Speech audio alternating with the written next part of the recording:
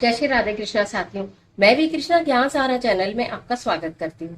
कैसे हैं आप? आपके अच्छे स्वास्थ्य और सुखद जीवन की मंगल कामना करती हूँ।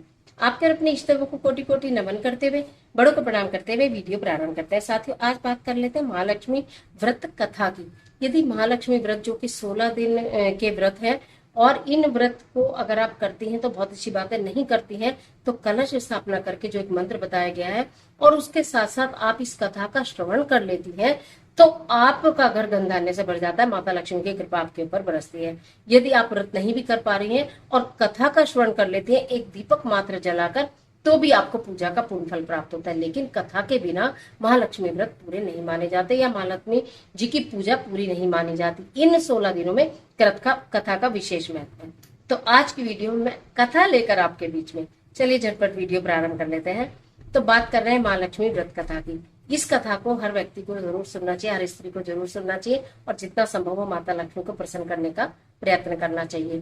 कथा कहने और सुनने की विधि बता देती हूँ कि जिस समय आप अपने घर के मंदिर में बैठकर कथा का श्रवण कर रही होती है या कथा को कह रही होती हैं, तो आपको पहले अपने हाथों को पवित्र करके उसमें थोड़े से अक्षत रखने चाहिए, एक पुष्प, थोड़ा सा गंगा जल डालकर संकल्प लेना चाहिए कि हे माता रानी, मैं आपकी कथा सुन रही हूँ, मेरी कथा को पूर्ण करना और मुझे इसका फल प्रदान करना। उसके पश्चात उसको आप उनके चरणों में रख देते हैं। फिर कथा प्रारंभ होती है। हाथ में लेकर भी कथा प्रारंभ होती है। कथा पूर्ण होने पर उसको जो जल का आपका लोटा होता है उसमें डाल दिया जाता है। तो आप कथा शुरू करते हैं। पौराणिक कथा है, बहुत पौराणिक कथा है। तो कहा जाता है कि पुराने समय की बात है, एक ब्राह्मण था, वो भगवान श्री हरि विष्णु का अनन्य भक्त था, बहुत पूजा किया करता था और भगवान श्री हरि विष्णु से ये प्रार्थना करता था कि किसी न किसी तरह मुझे कभी ना कभी माता लक्ष्मी के दर्शन हो जाए। भगवान श्री हरि विष्णु की पूजा करते करते बहुत दिन हो गए, तो एक बार भगवान श्री हरि विष्णु से प्रसन्न होकर बोले कि तुम क्या चाहते हो? तो ब्राह्मण ने बोला कि मैं चाहता हूँ कि माता लक्ष्मी का मेरे घर में वास हो जाए, माता लक्ष्मी के मुझे दर्शन हो जाए। तो भगवान श्री हरि विष्णु ने कहा कि ठीक है, इसके लिए एक काम करना पड़ेगा कि आपके गांव में जो एक मंदिर है वहां ब्रह्म मुहूर्त में जाना, एक स्त्री तुम्हें मिलेगी, वो उपले बना रही होगी, गोबर से जो उपले बनते हैं ना, स्त्रियां बनाती हैं, तो आप उनसे जाकर माता लक्ष्मी से मिलने की प्रार्थना करना। ब्राह्मण ने ऐसे ही किया। ब्रह्म मुहूर्त में उठा और देखा तो वास्तव में एक स्त्री गोबर से उपले बना रही थी। उसने कहा, हे माता, हे देवी, मुझे माता लक्ष्मी की प्राप्ति हो जाए, मैं ये चाहता हूँ कि माता लक्ष्मी का मेरे घर में वास हो जाए। तो उन्होंने बोला कि अगर तुम माता लक्ष्मी का अपने घर में स्थायी वास चाहते हो तो तुम 16 दिन के महालक्ष्मी के व्रत जो है इनको प्रारंभ करो, जो कि भादो माह में प्रारंभ होते हैं। तो ब्राह्मण ने कहा ठीक है, जब 16 दिन पूर्ण होंगे तो आपको 7वें दिन उत्तर दिशा की ओर मुख करके, 16वें दिन शाम रात्रि में या 7वें दिन सुबह ब्रह्म मुहूर्त में उत्तर दिशा की ओर मुख करके मेरा आवाहन करना होगा।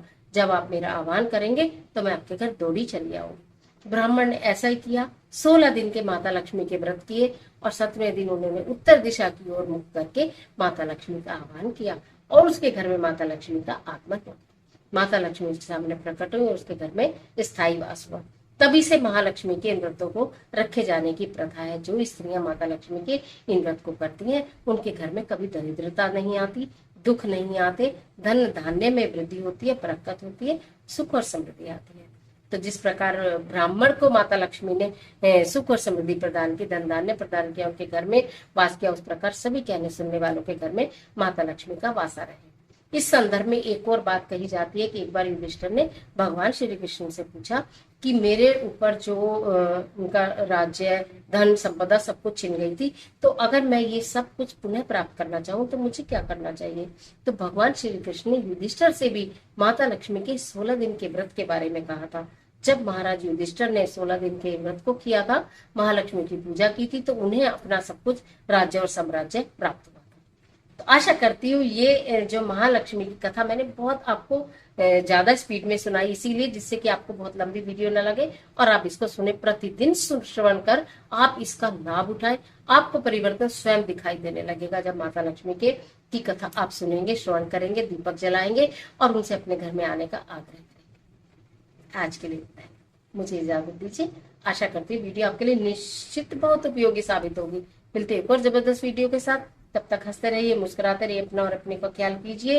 वीडियो अच्छी लगे तो लाइक कीजिए और जितना चाहे अपने फ्रेंड्स के साथ शेयर कीजिए और कमेंट बॉक्स में जय मां लक्ष्मी लिखना मत भूलिए। महालक्ष्मी व्रत की आप सभी को ढेर सारी शुभकामनाएं। ईश्वर आपकी मदद करे।